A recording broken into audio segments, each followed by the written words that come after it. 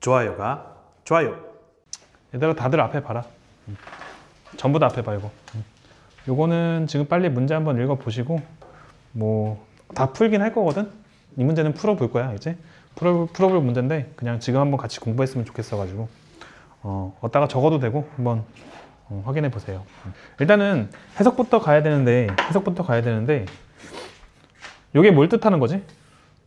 노란 부분 요게 뭘 뜻하는 거지? 정의역의 원소 x1, x2에 대해서 fx1과 fx2를 비교하는 거야. 맞아요. 오른쪽 위를 향한다는 뜻이야. 뭔 얘기냐면요, 여기 x1이 있고 x2가 있어요. x2가 더 크니까 이렇게 되잖아. 그지? 그리고 fx1은 뭐냐면요, x1을 집어넣었을 때 함수값이 fx1이 되는 거예요. 맞습니까? 그리고 fx2는 뭐냐면요, x2를 집어넣었을 때 함수값, 그게 fx2가 되는 거예요. 맞습니까? 그럼 이런 관계일 때 어떻게 된다고? fx2가 더 크다고. 맞습니까? 그래서 이렇게 증가하는 모양의, 오른쪽 위를 향하는 모양의 그림이 만들어진다. 뭔 얘기인지 아시겠어요? 뭐 이런 상황인 거지. 그러니까 얘는 증가한다. 만약에 요거 부동호 방향이 바뀌면 어떻게 될까? 부동호 방향이 바뀌면은 오른쪽 아래로 가야 돼. 뭔 얘기냐면요, 어떻게 돼야 돼? 상황이 반대로 가야죠. fx1이 위에 있어야 되는 거야. 그러니까 x1에서의 함수값이 더 위에 있어야 된다고. 여기 그러니까 fx1이 돼야 되고, 그리고 여기가 fx2가 돼야 되는 거지. 그래서 그림의 모양이 이렇게 오른쪽 아래를 향하도록 가는 그림이 돼야 된다는 거야. 납득이 됩니까? 그러면은 이제 fx1이 더 커지잖아. 뭔 얘기인지 아시겠어요? 일단은 이 노란색 요거 알아둬야 돼. 공부해 둬야 돼. 앞으로 종종 나올 거고, 나올 때마다 막 궁금할 거야. 이게 뭐였더라? 뭐였더라 할 게 아니라 이제 외워야 돼. 알지? 뭐였더라 하면 안 돼. 정리해놓고, 아, 이런 게 있었지. 알아둬야 되는 거야. 오케이.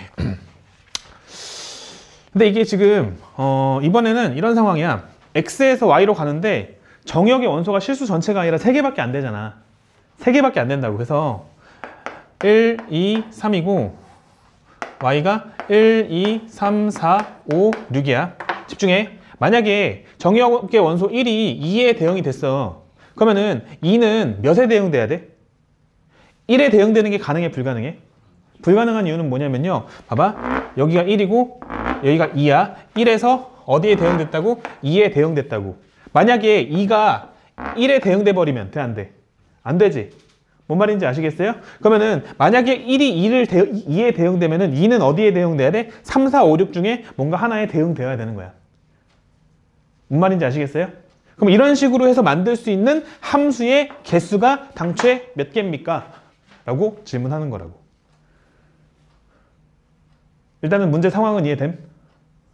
문제 상황은 이해됨? 그래서 이제 얘들 시작하는 거지. 아, 그러면은 1이 1에 대응됐을 때 2랑 3이 대응될 수 있는 경우는 몇 개 있을까? 세는 거지. 잘하고 있어요. 세는 거예요. 그렇게 세면 돼요. 몇 개만 세면 된다고? 20개만. 그렇게. 뭔 말인지 알겠지? 상황은 이해했죠? 근데 결론을 말씀드리면요, 결론이야. 이 문제는 공역 원소 개수 컨비네이션 정의역 원소 개수야.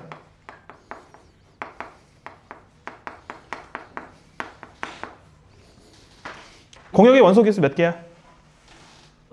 정의역 원소 개수 몇 개야? 3개지. 그래서 얘는 몇 시 몇이냐면요, 6시 3입니다. 계산 어떻게 했더라 이거? 6 곱하기 5 곱하기 4를 몇 수로 나눴지? 3으로 나눴죠? 3팩으로 나눴죠?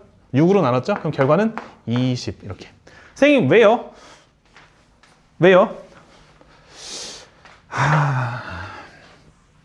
이게 또 함수의 개수를 세는 문제로 다시 가야 되는데, 앞으로 함수의 개수를 묻는 문제가 계속 나올 거야. 함수의 개수를 묻는 문제가 앞으로 계속 나올 거야. 문제집 풀다 보면 풀어본 적 있지? 함수의 개수 문제. 어려워서 건너뛰었을 거예요. 함수의 개수를 묻는 문제는 대원칙이 있어요. 대원칙은 뭐냐면요. 적어도 대원칙은 정의역의 각 원소가 대응되는 경우를 셈한다. 뭐 한다고? 정의역의 각 원소가 대응되는 경우를 셈한다.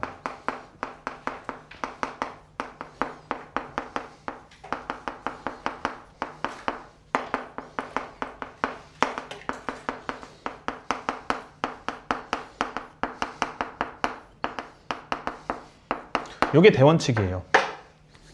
요게 대원칙이에요. 예를 들어서 뭐 그냥 이 상태에서 함수의 개수 한번 세보자. x에서 y로 가는 함수의 개수를 세볼 거야. 집중해. x에서 y로 가는 함수의 개수를 세볼 거야. 여기서 이 상태에서 함수의 개수를 세볼 거야. 함수의 정의가 뭐였더라?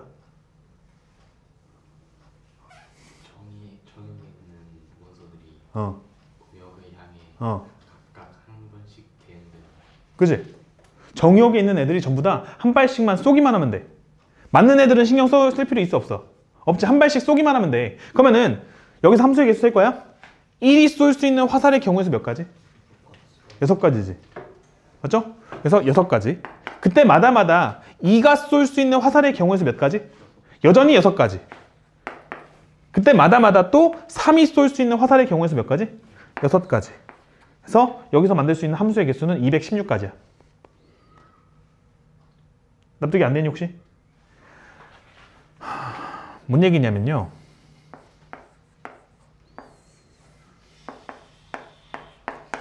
예를 들어서 1이 2를 향해 쐈어. 2를 향해 쐈어. 이게 첫 번째 뭐 이런 거라고 지울게. 함수의 개수를 세기 위해서 케이스 분류가 들어가는 거야.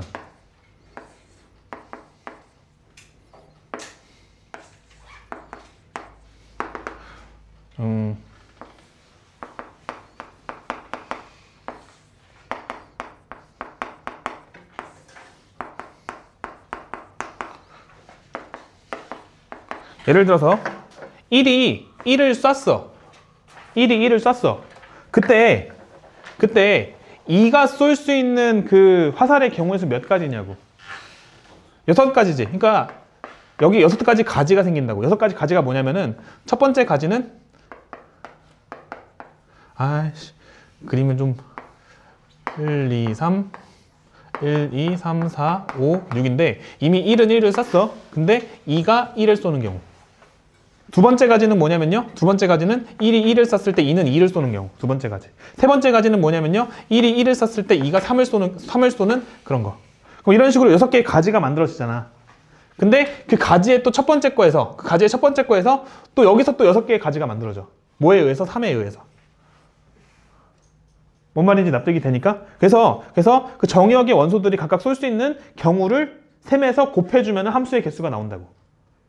그래서 그 정의역이 1, 2, 3, 공역이 1, 2, 3, 4, 5, 6인 함수의 개수는 1이 쏠 수 있는 화살의 경우에서 6가지, 2가 쏠 수 있는 화살의 경우에서 6가지, 3이 쏠 수 있는 화살의 경우에서 여전히 6가지 해가지고 뭐가 되는 거야? 216개가 되는 거야.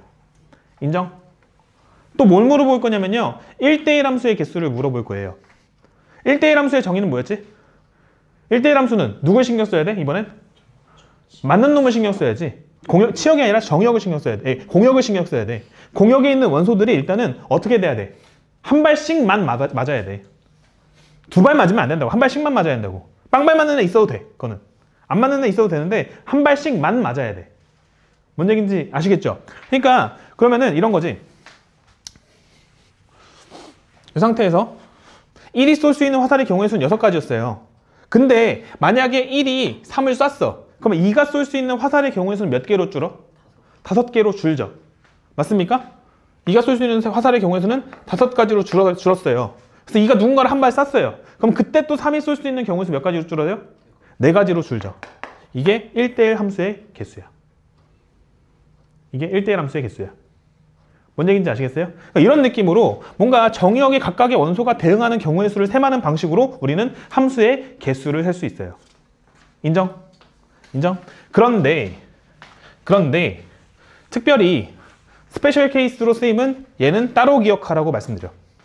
스페셜 케이스로 쟤는 좀 따로 기억하라고 말씀드려. 뭐냐면은 대소가 정해진 함수의 개수야. 알지? 대소가 정해진 함수의 개수야. 그거는 어떻게 하냐면요. 대원칙은 정의역의 각각의 원소를 가지고 생각을 하는 건데, 대원칙은 정의역의 각각의 원소를 가지고 하는 건데, 그렇게 세면 얘는 문제가 발생해. 어떤 문제가 발생하냐면, 우리 경우의 수를 셀 때 곱셈을 하기 위해서는 어떤 상황에 곱셈이 가능하지? 어떤 상황일 때 곱셈이 가능해? 같은 수일 때. 뭔 얘기냐면은 쌤은 경우의 수를 셈할 때 무조건 덧셈을 한다라고 말씀을 드려요. 최초의 수업이 무조건 덧셈이라고만 말씀드린다고. 덧셈이 많아지면, 같은 수를 더하는 게 많아지면 그때 곱한다라고 말씀을 드린다고요. 맞습니까? 그러니까 그 곱셈이 되기 위해서는 케이스 분류를 했을 때 그 각각의 케이스마다 그 경우를 셈하는 방식이 완벽하게 동일하다라고 우리가 납득이 되어야 돼. 납득이 되어야 돼. 근데 이 상황에 대해서는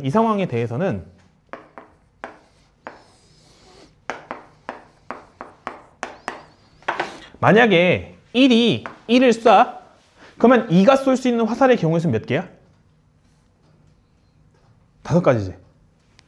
근데 1이 2를 쏴, 그러면 그때 2가 쏠 수 있는 화살의 경우의 수는 몇 개야? 4가지지. 어때? 1이 누구를 쏘느냐에 따라서 다음 놈이 뭔가 쏘는 화살의 경우의 수가 달라지지. 그러니까 곱셈이 어려워지는 거야. 이렇게 되면 곱셈으로 처리하기가 어려워진다고. 뭔 얘기인지 아시겠어요? 그래서 이렇게 대소가 정해진 경우에 대해서는 어떻게 하면 잘 셀 수 있을까에 대한 고민을 누군가가 했어. 그래서 결론을 이렇게 냈는데 이때는 이런 경우에 대해서는 정의역에서 판단하는 게 아니라 공역에서 선택해라. 뭐 한다고? 공역에서 선택해라. 정의역이 아니라 공역에서 선택할 건데, 공역에서 정의역의 원소 개수만큼 선택을 해주면 예를 들어서 2, 4, 5 이렇게 3개의 원소를 선택을 했어. 그러면은 그때 정의역의 원소 3개 있지? 그 정의역의 원소 3개랑 2, 4, 5 이 3개의 원소가 대응할 수 있는 방법이 유일해.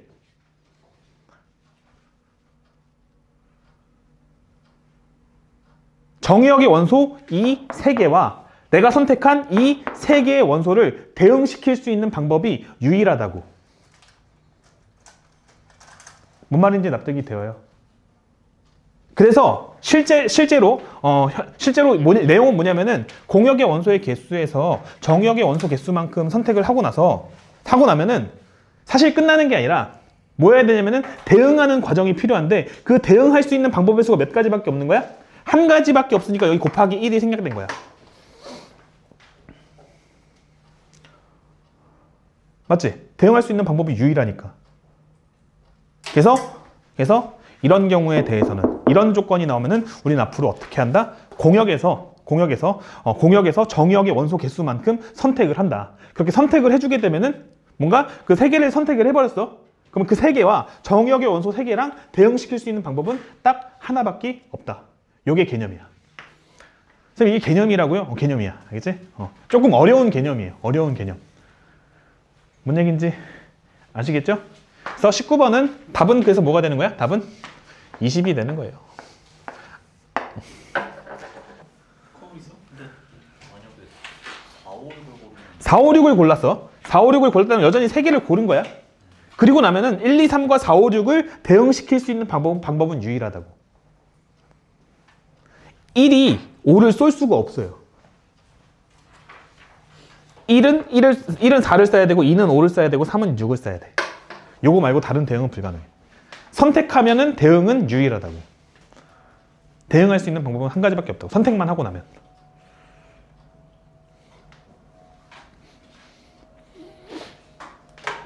한글로 써줄게. 선택하면